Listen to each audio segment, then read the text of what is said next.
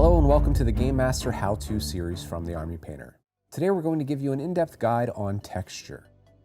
In this short tutorial, we're going to demonstrate just how simple it is to craft your own terrain with the materials and tools included in the Game Master Dungeons & Caverns core set. Using our steel ruler and a handy graphite pencil, we'll begin measuring out the border for our textured element for our dungeon. You can make this piece as large or as small as you'd like.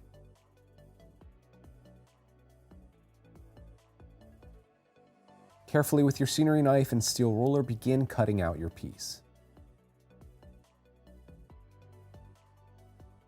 Using a pencil, we'll begin lightly marking out some guidelines for us to place a circle template.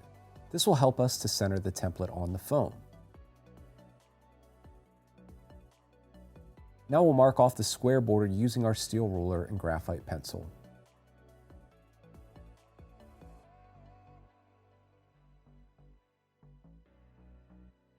And here you can see our texture design beginning to take shape. Using our pencil markings as a guide, we'll lightly score the markings with our scenery knife. A bit of patience and a steady hand is needed to score the circle emblems in the center.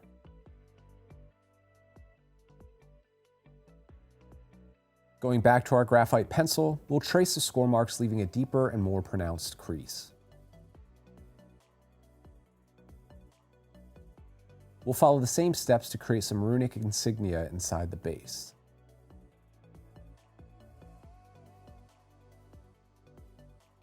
Next, using an old rock or brick, you'll stamp the brick into the foam to create added texture, and apply some XPS foam glue in random spots on the tile, and spread it out with a wash brush to the shape that you desire. We'll then sprinkle Game Master scenery sand on top of the glue, and once it's dried, you can shake off the excess. In a well-ventilated area, give your dungeon and subterranean spray primer a good shake and begin applying a smooth, even coat to your tile. When you're finished priming, clean the nozzle by spraying upside down until pigment stops emitting from the nozzle.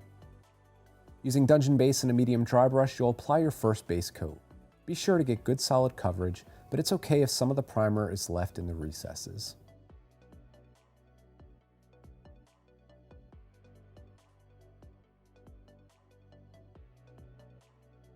Next, you'll want to apply a dry brush of dungeon highlights using your medium dry brush. Apply paint to the bristles and remove some of the excess paint onto a towel, leaving only the remaining pigment behind. Then lightly flick the bristles across the raised details to pick out the highlights. You'll follow the same technique with dungeon effects, this time being a bit more conservative with your application on the most extreme hard edges. Now we're going to thin down some Brink Black with water and use this to apply a shade to the rocky textures.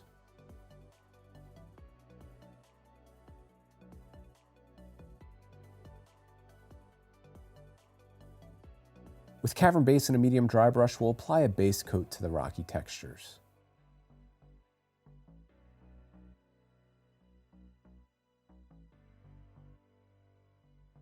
Then we'll apply a dry brush highlight of Cavern highlights. This time, we'll be a bit lighter in our application and focus this on the raised areas.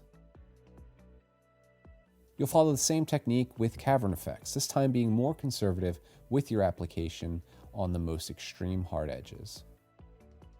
And if you'd like to push the contrast even more, you can apply a final coat of dungeon effects.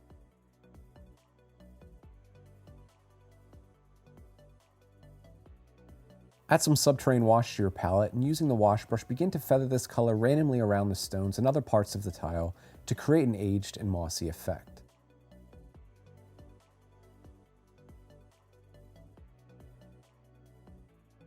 With a bit of XPS foam glue, our dungeon tufts, and a tweezer from the Army Painter tool range, we'll begin applying some foliage to our tiles in random areas.